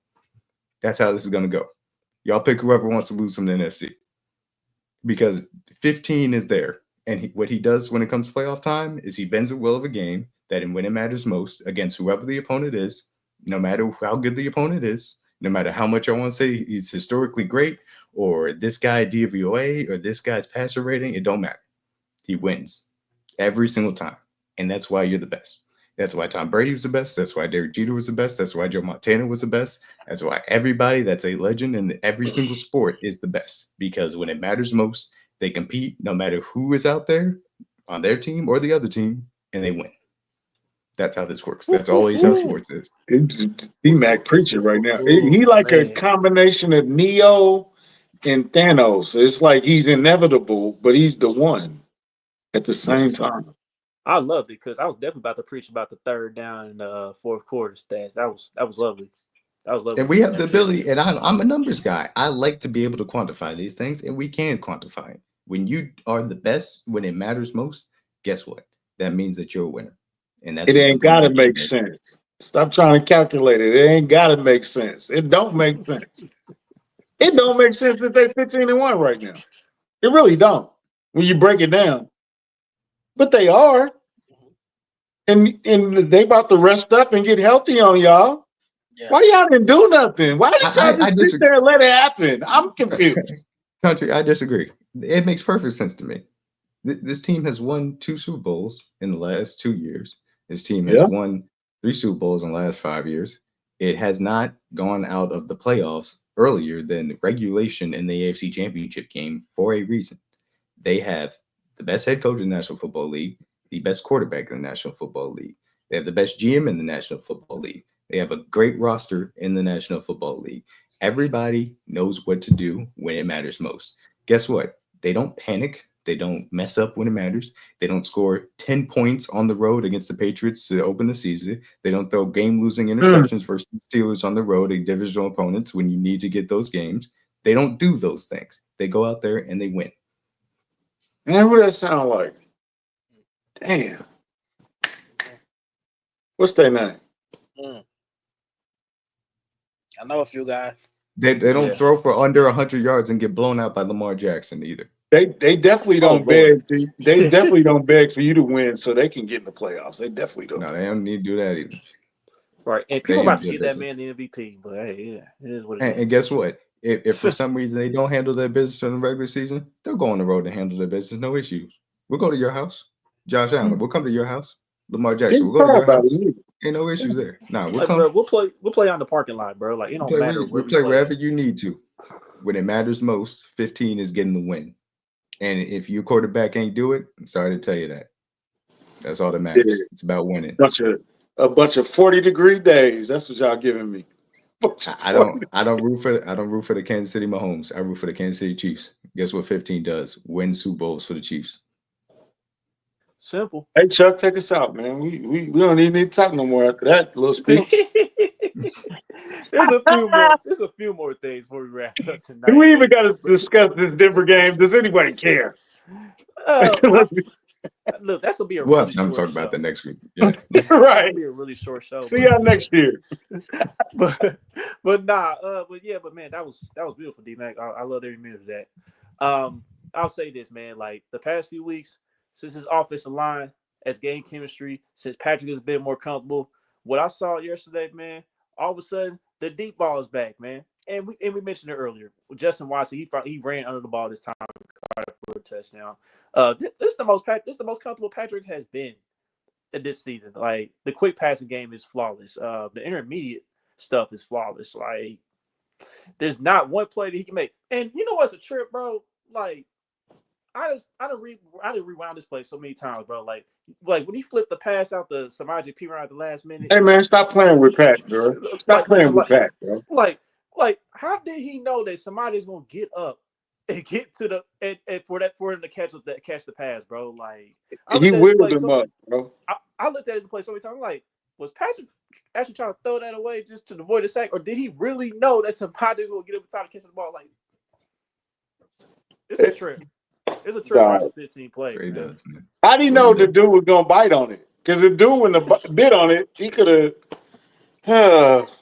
You know why? He threw him to the ground. You know why he knew? You know why he knew he didn't bite on it? Because of the fake punt that he do all the time he run. No, because if he did bite on it, then that means Patrick Mahomes was going to run. Either way you go. Look, you are damned if you do, damned if you don't. He gonna pick find your poison. Pick your poison is back. I missed you. Back. Where have you been? It's time. Pick your poison. How do you want to die? I'm gonna sound like Paul Pierce in like 2 days.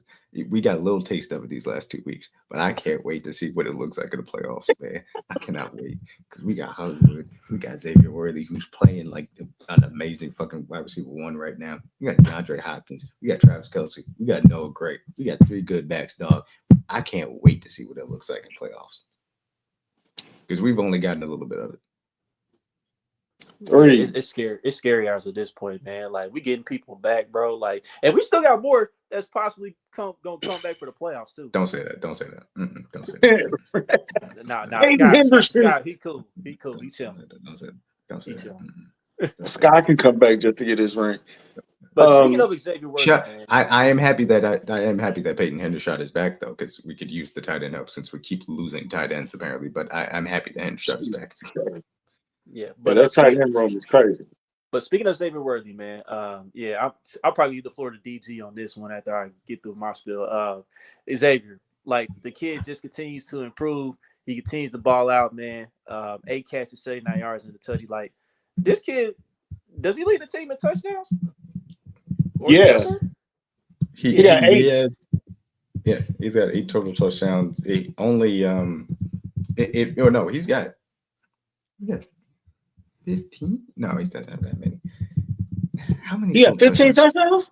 So I saw a stat that only Jamar Chase had more touchdowns than him, but I feel like that can't be true, right?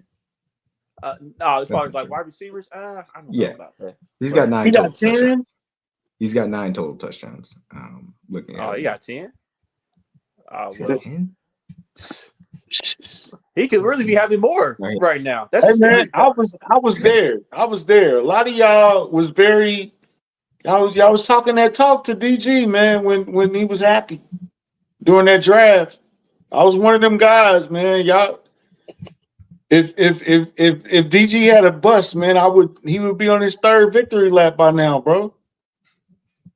With John Gruden at the helm driving. Yep. Blowing the horn. It's kind of crazy at this point, man. Through the whole draft process, man, a lot of people, like I said, you did cry that this kid couldn't play in the league, and I couldn't figure out how you can flip on the tape and not see how he cannot excel. This was a beautiful play right here. This was a beautiful play right here. Ridiculous. Noah Gray and Travis Kelce running inside drew everybody just to give Xavier enough space to get to the pylon for that touchdown. And this is the beauty of Andy Reid. He has Pacheco split out on that play to make sure that the Steelers have to check into some type of zone coverage because they don't want to cover with man with a running back on the outside and just use the tight ends to ward him off and be able to create that space. But I just wanted to play the Xavier Worthy receptions because the man keeps catching balls and people act like, he's not a good wide receiver. I don't know what it is, man. All he does is make plays. I don't understand it, man. I don't understand how y'all so-called experts or the people that be on the Twitter sphere that actually watch film or watch college football watched this kid last year and didn't see that he could thrive in this league. The way that Steve Sarkisian used him last year, and then now going into an offense where you go to one of the the greatest offensive minds that this game has ever seen, and y'all didn't tell me he wasn't gonna have success? Didn't he line up at running back one time? Yeah, the The play first that play he we scored showed. on.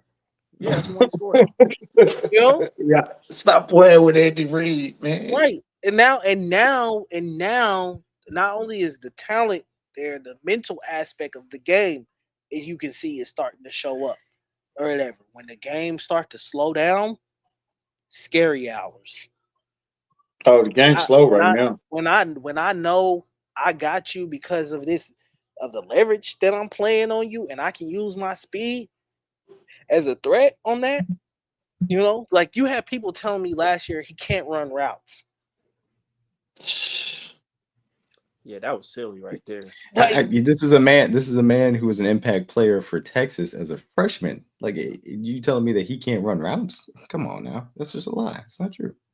Just, It must be just an Oklahoma fan. why would he be at that play in that system with Sarkisian? As much as Sarkisian loves to, I don't know if people know, Sarkisian loves to throw the ball. You know, we'll throw the ball to set up the run. You know, I So- will give you a little bit of flack, DG. He got to stop getting these shoestring tackles. Something got to shake on that. That'll think be it'll something come. that as he gets into his grown man body, that'll be something that come. But this is, I actually did want to show this play, Chris. This was, we run a lot of mesh concepts, and obviously that involves a lot of Xavier Worthy drag routes. And you're going to see Minka here playing, kind of deep safety, and he's just going to kind of track it. And they like to play a lot of, single high coverage as it is. And so Minka's going to come all the way from depth to come and help from his, deep safety position. If we see the Steelers again, you can guarantee Andy Reid will have an adjustment to make sure that they take advantage of that voided zone. They will absolutely take advantage of that type of aggression based We'll on see the Steelers again. If we do see them, they could beat the Texans and we could see them again. I wouldn't be surprised about it, but you will guarantee there'll be an adjustment. And they're not even, will just be maybe an adjustment from another wide receiver running through that zone. Xavier Worthy is going to run one of these drags and ups and get into some space and be wide open because they're going to try and play the drag so much. So there are going to be adjustments off of that, but I'm going to keep letting them go and let you go, Chuck. My bad. I don't mean to cut you off there. No, you good. but yeah, man, you just can't say enough about Xavier Worthy, man. His progression, and I was about to follow the country's point. Like, look, this is not his final form. He just got to the league. Everybody know what his final form going to be once he gets a little more season in the league. Like, he done said it. Everybody done said it. Deshaun Jackson is the final form when Xavier gets a few years under his belt and gets his grown man body. Then it's really gonna be scary. Then I'm just saying, look at the jump Rashee Rice had from last year to this year. Now give that to Xavier Worthy next year and Rashee Rice. Man, come on, man. Stop playing with us, man. And if we happen to keep Hollywood Brown or we happen to keep D-Hop as a veteran presence to post these guys up, talk them up, show them how to play the game for real, teach them how to be pros. Are you serious? Scary, bro. It's scary out here, bro. It's dark, man. You see that fog above Kansas City today? That was the Chiefs coming back home. It was foggy. It's dark. It's scary. All I see is threes. That's it. My daughter think that's funny.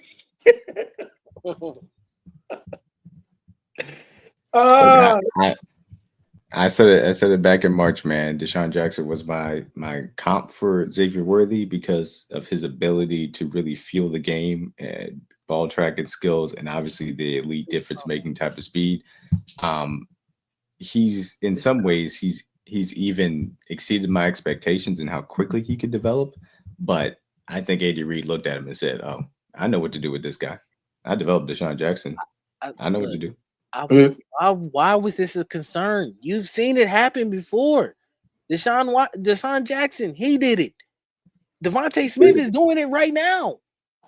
Like, I don't understand. At a high level too.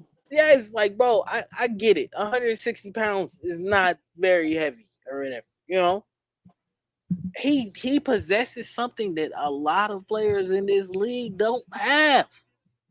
Speed. An elite level amount of speed, a track like speed, Olympic sprinter type speed.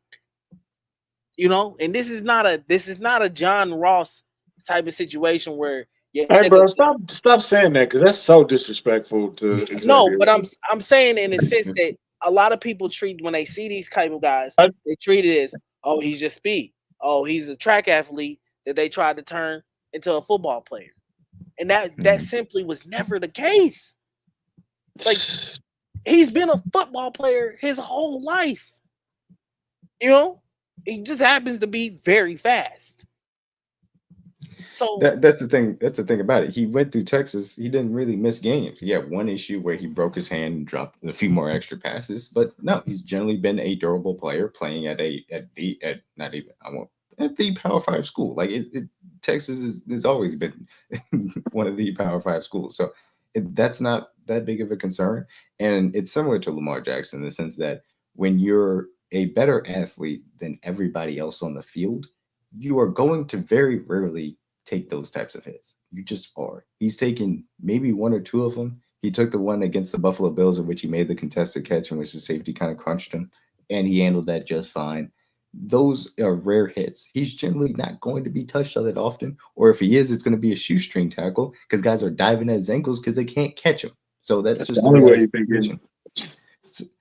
So you can have your level of concern. I'd even have more concern about Devontae Smith long term because Devontae Smith is a guy that's going to be used more over the middle of the field than Xavier really even is going to be. Kid is going to be just fine, and he's shown it throughout the entirety of the season. And Andy Reid knows how to develop him as well. So I'm over the moon as far as Xavier Worthy, and I'm somebody that was concerned about what the Rashee Rice next step would look like coming into the season. And obviously, we've seen how great that looked to begin this season. I believe that Xavier Worthy is showing a similar level of adding to his game throughout his rookie year that Rashee Rice did. So I think the sky's the limit for both of these guys. And I can't wait to see them back on the field. But I certainly can't wait to see, now that Hollywood is back, the opportunities that you guys have seen automatically open up for him. And then now you're adding D-Hop, Travis Kelce looking like his playoff self, Noah Gray, who has stepped up in their absences and gotten better as a player himself. It's awesome. It's awesome to see, and I cannot wait to see what it looks like with a playoff game plan. Absolutely. Hey, man. Do y'all really want to see us in the playoffs, man? For real. Just think about it, dog. They don't. Just, what do they call it when you got all the space and they just say, oh man, forget it. You win 7, we'll give you your 7 and we'll just go to the next end. What do they call it in spades? I forgot. Anybody know? Just don't even play. Just forfeit. Just give us the title and then let's just work on next year. We don't even gotta play the rest of this season, bro. Just give us the title, let it, and then we'll be fine, man. Just give us a 3, give us to the parade, and we'll be fine. And we'll try it again next year. NFL, just try it again. Yeah, I'm more of a bones type of guy, so yeah, I ain't know the answer to that for real. I know, yeah, you can't do that in dominoes. This game is really going in 6-3. God bless. No touchdowns again in another primetime Yeah, game. somebody said the Christmas Day games were boring. Where? It was non-competitive. It was a little. Yeah, the outside fan I could see. Yeah, it was Baltimore game was bad. It was entertaining because we were rooting for the Chiefs, but outside of that, I understand it. Yeah, but one last thing though. NBA didn't stand a chance, Chuck. I'm sorry, bro. You said what? NBA didn't stand a chance, bro. It didn't matter. Well, yeah, from a ratings perspective. Yeah, but like as far as like the on court or on field product, I mean, the NBA finally had a day for once. They finally had a day for a change. But how often does that happen between them and the NFL? So, but one last thing we get up out here, man. We got to talk about the greatness at 87, man. He passed Tony G finally, the legend. Had 84 yards in the TD. Got the dunk off. He barely got it. He barely was able to complete the dunk. But either way it goes, man, he paid homage to Tony G, Travis, man. And not only was he good at catching the ball and getting open yesterday, he was excellent in blocking yesterday too, man. I saw him come over from one side of the field picking up a blitz. He did that pretty well. I know I saw him lined up on Noah Gray. He did a good job blocking over there on that side. Travis he had a great all around game. I mean, it might be arguably. I'd say probably like the second best game of the season. I know it's top 3. It's got to be top 3 for me as far as like Travis Kelce performances this season. So I didn't even know you had 84 yards. That's crazy. yeah. Travis balled out, and then he took a big bite of that cake, man. You saw he was the only one that took a bite of that cake. You know all the brothers they was not taking a risk. With that You don't know where them cake. You know where that cake has been, man. Yeah, Travis different for that. So yeah. Yeah, Travis went back home, baby. It's all Travis, good. that's gonna do that. Ain't nobody. You don't know where that cake been, man. Travis. Exactly. And not only that, he had 1,000 catches for his career too. So that was another milestone accomplishment for him. Who did the jacket? Did what's his name? Cal Eustace White did those coats? Who did them Nah, coats? I think I don't know. Together. Who did them coats? Big ass Netflix coats. lunch coming into play. Yeah. Courtesy of Netflix. All 150 mil of it. Yeah. Exactly. But yeah, You knew who was getting that coat before the game was over. We're gonna get one to Pat. We're gonna get one to Travis. Yeah, they're gonna ball out. We're not worried about this. They're gonna ball out. They're gonna do their thing. Jaden Hicks could have had 3 interceptions and 2 pick sixes. He wouldn't get that coat. Not at all.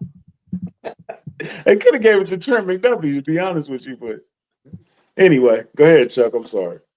But nah, man, I just want to talk about the greatest 87 real quick, man. What he's done for this franchise, man. I know Grant the other day said that he think he got 2 more years. How we feeling? How we feeling about Travis right now at this point in his career? Hollywood called him.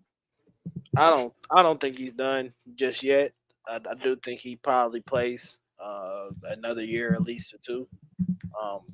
But in my opinion, you can see it's starting to get there.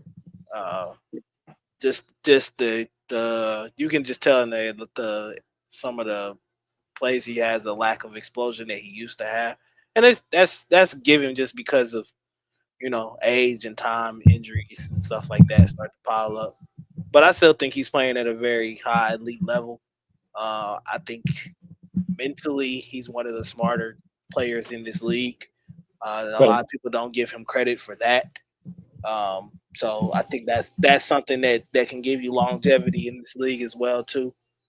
Knowing know when to take a hit, know when to find the soft spot in the zone, know when to sit down and that's what makes Travis Kelce great in this point. That's what I think has extended his career. But you can see some of the physical attributes they used to possess when he was younger aren't there as much anymore. So I do think he knows that door is starting to close. And you want to just get every last little bit of juice you can get out of it towards the end. So, Would Travis have an all right year though? Because he probably got one more great year, and then he got a Trav. Well, Do you think he'll play a? This year might be that all right year because it hasn't been spectacular. Yeah. To his standard, probably the last 2 years haven't been to his standard. Of what he's normally used to putting up. But I think he's taking that step back of saying like, I don't need to do that now. I need to be, that big mental part of our offense or whatever. Do the little things for us in order for us to win. And I think he's kind of, to me, in the same mode that Pat is at. It's not about the stats right now. It's about us doing what we need to do to win. That's a good point. You think that he would get off the train because it's hot right now? If he wanted to, I think that he could give you 2 more years. Realistically, I think he could. It's up to him if he wants to. You look at some of the records, like he's not really going to catch Tony. He's definitely not going to catch Tony or really anything. He's just not going to Tony. Nobody's catching Tony. Nobody's catching Tony in anything. He can get ahead of winning as far as yards. He's probably not going to catch him in catches. He can get ahead of Jimmy Graham as far as touchdowns, maybe. So it's not a records thing, in my opinion. He already has all the postseason records.